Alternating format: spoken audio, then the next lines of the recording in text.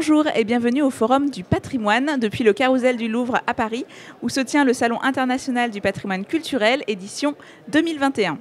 Ce forum est organisé par le magazine Atrium et Ateliers d'Art de France avec le soutien de la Fondation France Bois-Forêt pour notre patrimoine. Aujourd'hui, les nouvelles technologies ont envahi notre espace. Le patrimoine s'empare aussi de ces nouveaux outils pour investir des nouveaux horizons. Je reçois deux invités pour parler du patrimoine à l'heure du numérique. Je me tourne à ma gauche. Tout d'abord, Monsieur Gaël Hamon. Bonjour. Bonjour. Vous êtes dirigeant et fondateur de l'entreprise Art Graphique et Patrimoine. Et à vos côtés, Fares Kima. Bonjour. Bonjour. Vous êtes architecte du patrimoine. Alors, peut-être déjà tous les deux, vous pouvez nous expliquer comment, dans vos métiers, dans votre profession d'acteur du patrimoine et du bâti ancien, vous utilisez les nouvelles technologies. Alors pour ma part, c'est le fondement même de l'entreprise. Créé le 1er janvier 1994, donc ça fait déjà 27 ans, qui était basé là-dessus. Puisque j'étais tailleur de pierre, restaurateur monument historique dans l'entreprise Quellin à l'époque. Et avec Hervé Quellin, j'avais une idée de numériser un peu nos métiers, et de partir de la table à dessin et faire de l'AutoCAD. On a commencé par ça, et puis après, quand on commence à mettre le doigt dans le numérique, généralement, ça nous zappe dans tout le domaine du numérique qui est très vaste, qui est sans cesse en renouvellement, et l'entreprise est créée là-dessus. Ça fait 25 ans que ça dure. Et pour vous, Fares? Pour ma part, j'ai commencé à utiliser les outils numériques dans le corps de métier qui reste celui de l'architecte du patrimoine, donc du restaurateur. Donc je les utilise à des fins d'expertise, pour moi. Et au fur et à mesure, on s'est rendu compte des bonnes et des mauvaises pratiques. Donc on essaye d'inculquer, de former les gens pour les bonnes et les mauvaises pratiques, les informer sur ce qui se fait de mieux dans le domaine et comment aider ces technologies à mieux s'installer dans le sillage de la restauration. Voilà. Concrètement, pour une équipe de maîtrise d'œuvre, quels sont les outils dont on se sert et justement, clairement, à quoi ils servent? Qu'est-ce qui nous permet de mieux comprendre ou de mieux analyser? C'est très vaste. C'est très vaste dans le sens où il y a énormément d'outils. Il y a autant d'outils que de besoins. Il y a beaucoup d'outils qui sont détournés. C'est des outils qui ont été créés pour d'autres spécificités, d'autres spécialités, qui ont été détournés vers le monde du patrimoine. On peut parler de photogrammétrie, on peut parler de drones, on peut parler de scanners, on peut parler de géoradar. Il y a énormément. Il y a le LIDAR aussi qui est en train de s'installer de manière très durable, très importante. Maintenant, les technologies sont installées sans pour autant qu'il y ait un mode opératoire particulier. C'est-à-dire qu'il n'y a pas qu'une seule manière d'utiliser ces technologies. On peut les utiliser pour de la médiation culturelle, pour de la numérisation à des fins d'inventaire, mais aussi pour de l'expertise, l'analyse structurelle, analyse des formations, des pathologies, etc. Je partage tout à fait, j'aurais pas dit mieux. Pas mieux. Très bien, parfait. Donc, pour bien s'en servir, donc il faut avoir les bonnes méthodes. Comment on sait?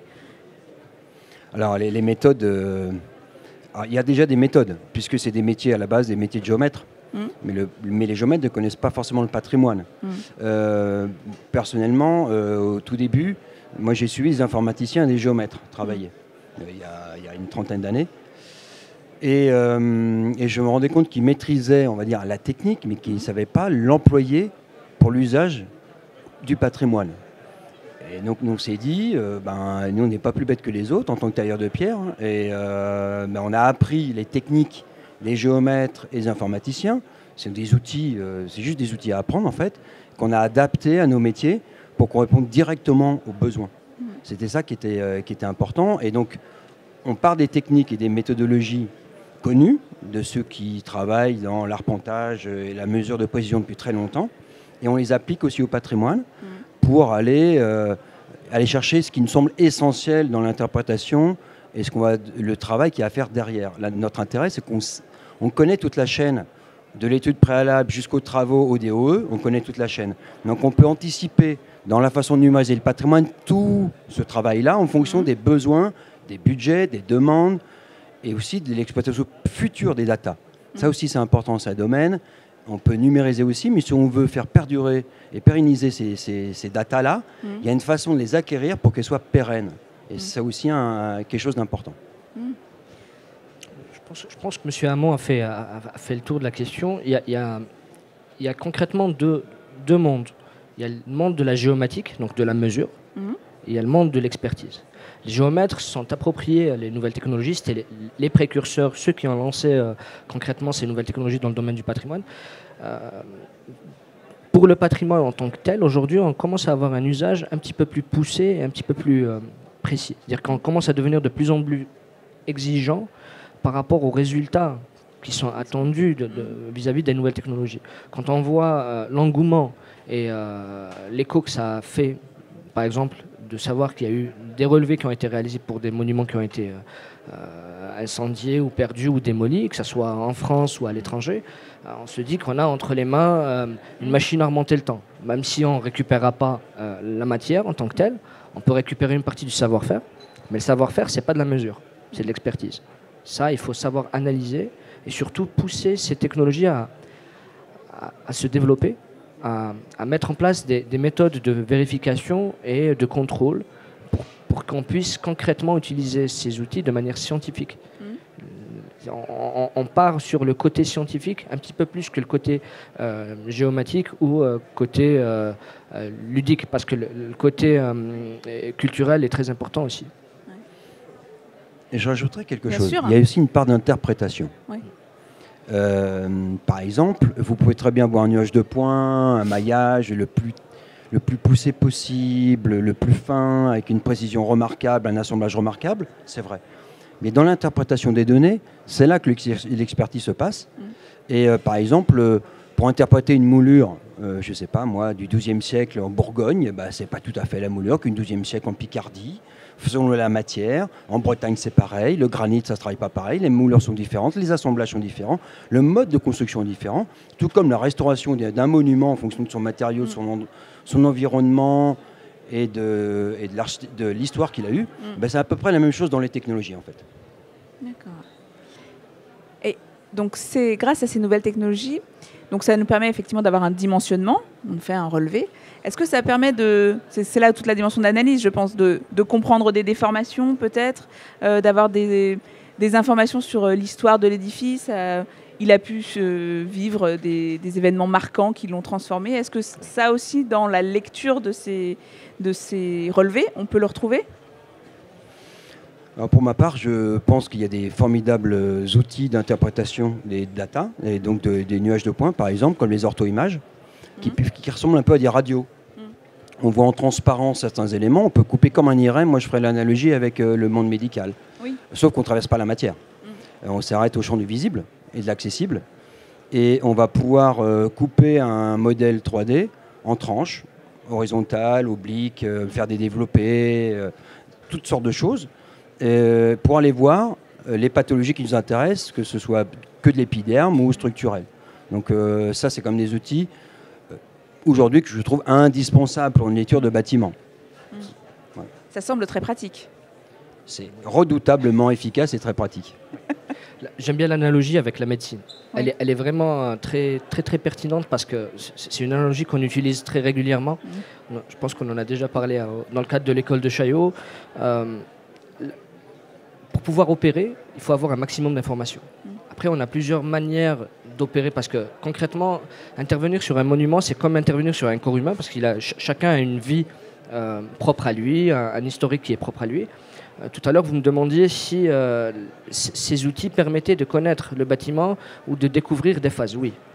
J'ai eu à le faire 2 à 3 fois où, grâce au nuage de points, on a pu découvrir des phases cachées du monument. On avait fait le relevé d'un fort du XVe siècle qui avait été relevé à la main, qui était très méconnu. Et grâce au scan de l'enveloppe externe et interne, on s'est retrouvé avec l'apparition de zones opaques qui étaient très importantes et qui étaient complètement injustifiées. C'est-à-dire qu'on ne comprenait pas l'objectif des bâtisseurs de construire une peau aussi large pour des espaces aussi exigus.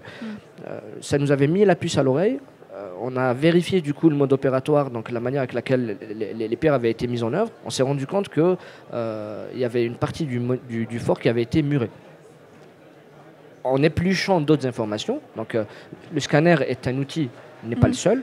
Il faut toujours s'appuyer sur d'autres technologies ou d'autres savoir-faire aussi. On s'est retrouvé avec l'apparition d'un séisme qui était très méconnu suite auquel il y a eu une grosse partie du fort qui avait été ruinée et les autorités à l'époque avaient pris la décision de murer le fort. Ça, la mémoire collective l'avait oublié. Et le scanner a permis de le réinterpréter. Voilà. Oui, de se poser la question et ça donne un nouvel angle d'approche finalement, Exactement. une nouvelle source d'information. Exactement. Et par rapport à la médecine, c'est très important aujourd'hui d'initier et de sensibiliser les chirurgiens sur l'utilisation de ces technologies.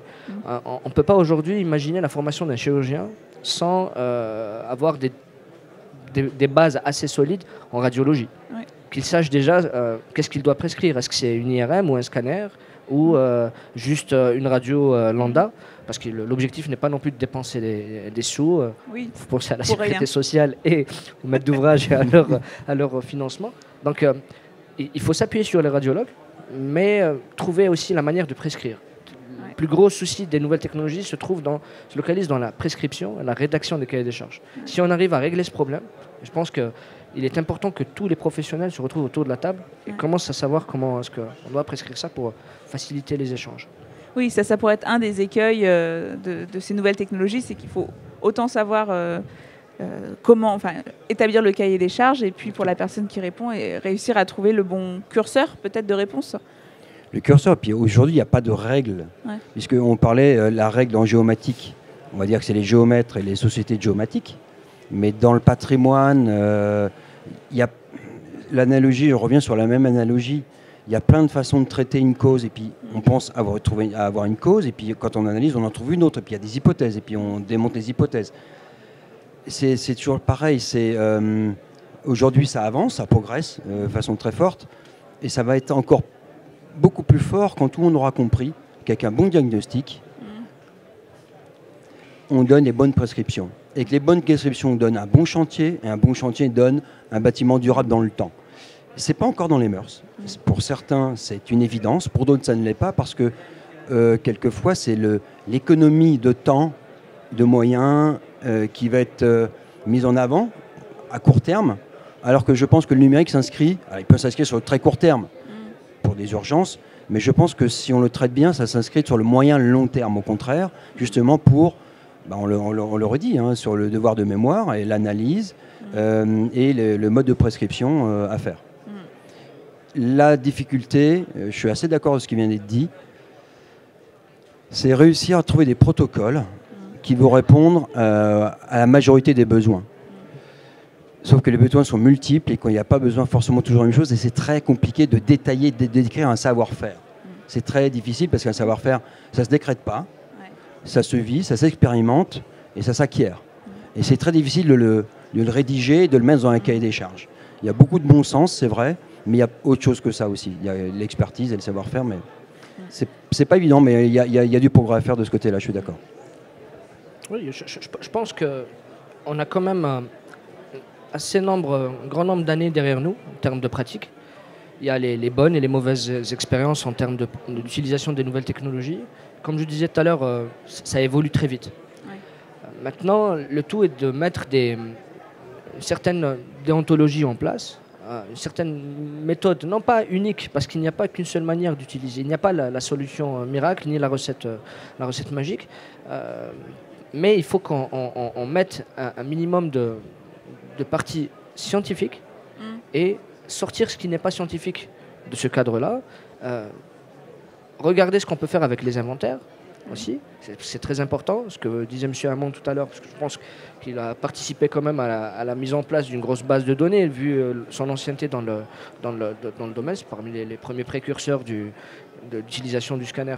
Je permets de faire votre pub, parce que je sais ce que vous faites depuis un sacré nombre d'années. C'est très important de comptabiliser sur ça et de faire évoluer les choses. Après, toutes les mauvaises expériences doivent servir de leçon pour pouvoir les éviter. Il y a des expériences des praticiens, ceux qui font les opérateurs. Il y a l'expérience des praticiens, des restaurateurs. Et il y a les expériences aussi des maîtres d'ouvrage. Les maîtres d'ouvrage, aujourd'hui, on ne les entend pas beaucoup. Ils prescrivent parce qu'on leur demande de prescrire et de faire appel à des gens qui vont faire appliquer les nouvelles technologies. Mais ils ne savent pas quoi demander. Ils ne savent pas quoi acheter. Parce qu'en fin de compte, c'est eux qui achètent. Donc, il y a ceux qui vendent, Il y a ceux qui vendent des machines aussi, qui vont vous vendre une machine qui sait tout faire, or que la machine ne fait pas tout. Un scanner, c'est une machine expresso, il y a un bouton, il y a un seul bouton. C'est le résultat qui dépend, c'est-à-dire que c'est l'interprétation qui compte. C'est la vérification qui fait de vous un bon ou un mauvais relevé. Après, c'est l'interprétation qui compte derrière. Donc, il faut investir dans la formation et dans la vulgarisation scientifique. Voilà. Je partage tout à fait cet avis-là. Et pour une petite précision, aujourd'hui, on voit des appels d'offres où on parle de technologie, mais pas de livrable ni de résultat.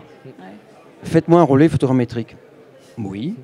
Faites-moi un relevé lasergrammétrique. Oui. Mais pourquoi faire? C'est quoi le but? C'est quel livrable? Pour en faire quoi? Comment? Et c'est là où on doit aider le maître d'ouvrage. Il y a une formation sans doute à faire. Je pense qu'on partage le même point de vue là-dessus. Oui. L'objectif d'introduire petit à petit la formation sur les nouvelles technologies à l'école de Chaillot est dans cette optique-là. C'est-à-dire éviter les mauvaises expériences juste en posant les bonnes questions. Pourquoi? Vous voulez un relevé? Oui. Pourquoi faire? Qu'est-ce qu'on peut faire avec? Comment ça marche? Comment fonctionne le scanner? C'est pas pour autant que pour pousser les architectes du patrimoine ou autres à devenir acheter un scanner, mais surtout à savoir le prescrire, pour savoir exactement demander les bonnes choses et connaître les limites de la technologie et pourquoi pas ne pas la pousser à évoluer davantage. On a eu des petites expériences avec des boîtes qui développent des petits logiciels. On a pu, par exemple, créer des outils qui permettront d'exploiter le nuage de points sans pour autant avoir une licence, un machin, ce qui reste quand même une barrière très, très importante. Le coût de la technologie est là. Gaël, est-ce que tu veux rebondir sur ce que disait Fares à propos de l'utilisation de ces données, des logiciels et peut-être de l'accès à ces outils? Oui, alors il y en a pour toutes les bourses aussi, puisque les scanners ont chuté, les prix des scanners ont chuté. On est en une quinzaine d'années, les prix ont été divisés par 3. La qualité a été multipliée peut-être par 10, même plus que ça encore. Et les logiciels, c'est pareil. Sauf qu'on a encore des logiciels propriétaires d'assemblage, de traitement, qui sont très très efficaces. On a vraiment des logiciels qui sont redoutables d'efficacité, mais qui sont encore coûteux.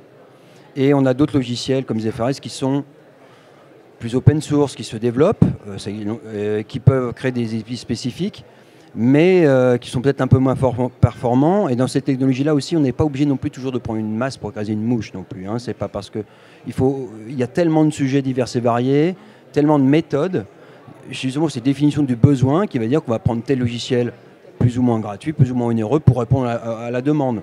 Mais dans tous les cas de figure, il y a des solutions technologiques, ça c'est sûr.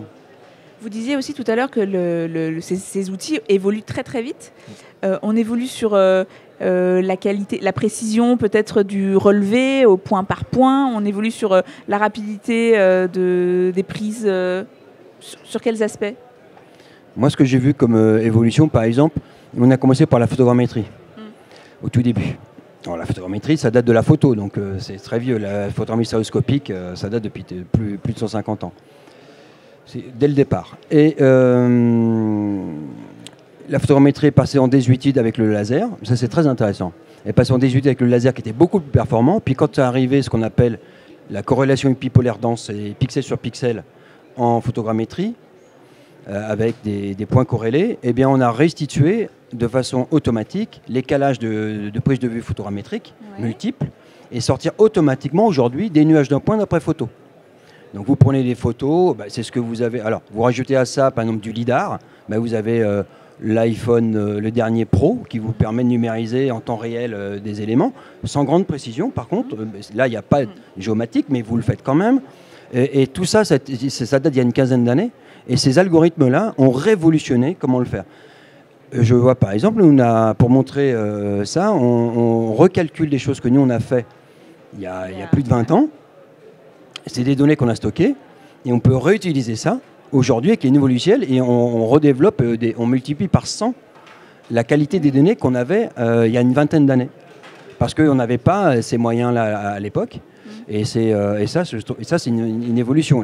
L'intelligence artificielle qui arrive, l'intelligence artificielle est en train de révolutionner aussi. Là, dans les 5-10 ans qui vont arriver, ça va révolutionner. Et Et c'est vrai que ça nécessite un investissement constant, une veille constante, Oui.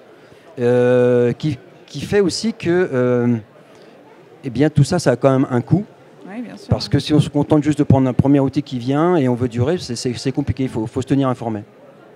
Oui, c'est sûr. C'est réellement ça, parce que le coût, enfin la veille technologique est très importante. Ça nous rappelle surtout que le plus important, c'est l'humain. La technologie avance, l'humain avance. Les machines, au bout d'un moment, elles deviennent obsolètes. Même si ça représente une technologie, mais la technologie ne va pas s'arrêter à une marque, à une machine ou à un mode opératoire, une technologie particulière. Ça peut revenir, comme la photogrammétrie.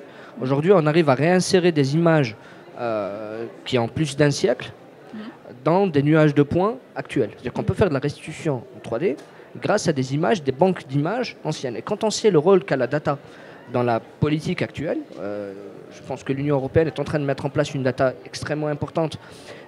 Et la data, c'est la richesse de demain, c'est le pétrole de demain. Donc, je pense qu'il y a un rôle. On va trouver des débouchés à tout ça. On pourra peut-être restituer des images de villes entières en nuages de points, faire énormément de choses très sympathiques. Ça ouvre beaucoup de débouchés. Après, dans la précision, il y a énormément de temps. Il y a le temps qui rentre en considération.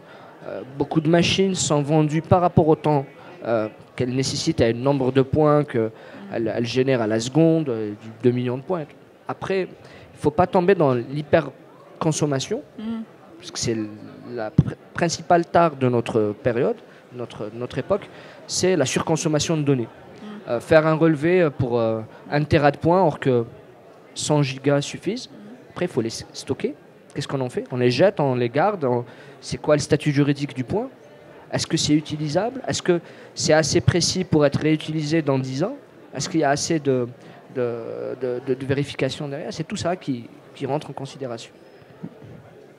C'est passionnant, ça laisse plein de questions pour la suite. C'est absolument passionnant, ça peut même faire peur. Oui, bah oui. Quand on parle de tout ça, tous les deux, on est sur la même longueur d'onde, sur la même analyse, on partage la même analyse. Ça peut faire peur, mais de toute façon, on le voit bien même dans notre quotidien, on est obligé d'appréhender ce monde numérique-là. On ne peut pas faire sans, et le côté juridique est un fait important. Et je rajouterai ce que disait Fares tout à l'heure, je rebondis là-dessus. C'est vrai que les maîtres d'ouvrage, tu disais tout à l'heure, c'est eux qu'on doit former. Ouais. Parce que les maîtres d'ouvrage aujourd'hui ne prennent pas pleinement conscience de ça. Nous, ça fait des années que nous, on discute avec les maîtres d'ouvrage pour leur dire mais attention, la data, ça leur est encore un peu étranger, non pas parce qu'ils ne veulent pas. On a toujours peur de ce qu'on ne connaît pas. Et à partir du moment où on va leur montrer que ça ne mord pas, que ce n'est pas dangereux, et au contraire, c'est vertueux, quand c'est bien utilisé, je pense que petit à petit, ça va se mettre en place et que la gestion de cette data-là, comme on gère des fonds, aujourd'hui, il y a la médiathèque du patrimoine. Eh bien, la médiathèque du patrimoine, c'est exactement le même fonds, sauf que c'est des nouveaux supports et de nouvelles fonctions. Mais il faut les appréhender et bien les appréhender pour le faire bien pour les générations futures. Tout dépend de nos interlocuteurs. On a de temps en temps la chance de tomber sur des maîtres d'ouvrage, qui soient privés ou publics, qui sont extrêmement sensibles à ces problématiques. Vous pouvez tomber sur une commune, par exemple, qui va prendre le pari de digitaliser, numériser tout son parc. Ils s'en rendent compte au fur et à mesure. Le problème, c'est qu'on va y arriver. On est dans une évolution technologique telle que, dans quelques années, on ne pourra pas faire autrement. On ne pourra pas, les assurances vont suivre, les constats vont suivre. Peut-être ça va prendre un petit peu plus de temps dans certaines régions par rapport à d'autres. Mais la numérisation est un processus qui ne va pas s'arrêter. Donc le tout est d'investir et de bien réfléchir aujourd'hui à comment former les gens qui vont utiliser ces bases de données demain et ne pas être obligé de refaire le travail. C'est pour ça qu'aussi que la formation liée à ces technologies, mais toujours en tant qu'outil, non pas juste en tant que consommateur, se fasse au niveau de toutes les institutions. Autant c'est important d'apprendre à faire un relevé à la main, autant c'est important, je pense, que ce soit en tant que maître d'œuvre, qu'artisan, que en tant que maître d'ouvrage, c'est la même chose pour l'outil technologique. Il faut qu'on sache faire les choses telles quelles, ne pas oublier le b.a.-ba. On est dans un pays d'exception, c'est l'exception culturelle française. On est le pays de la dentelle, donc ça veut tout dire. Il faut qu'on garde ce savoir-faire. Bien sûr. Ça me fait penser à quelque chose. Il y a un prix qui a été il n'y a pas un prix, il y a les diplômes du BPMH qui ont été remis dans cette salle hier par le GMH. Oui. Le BPMH, le brevet professionnel. Brevet professionnel monument historique, que j'ai fait il y a un peu plus longtemps. Et il est offert en même temps aux deuxième année. Ça, c'est intéressant. La première année, on dessine sur une planche à dessin. On apprend toujours le dessin, le tracé. C'est important. L'intelligence de la main, elle est très importante dans le développement intellectuel. Dans nos métiers, c'est primordial. Et la seconde année, on leur offre un ordinateur portable. D'ailleurs, c'est le ministère de la Culture qui abonde dans ce sens-là. Donc, merci à eux. Justement, pour lier les deux, il ne faut surtout pas oublier que c'est d'abord l'intelligence humaine et le savoir-faire humain qui va maîtriser les outils pour les bonnes applications. Et donc, ils ont les deux. Et je pense que c'est important, quand on parle de nouvelle technologie, de ne pas oublier les fondamentaux. Surtout pas. Oui, c'est essentiel.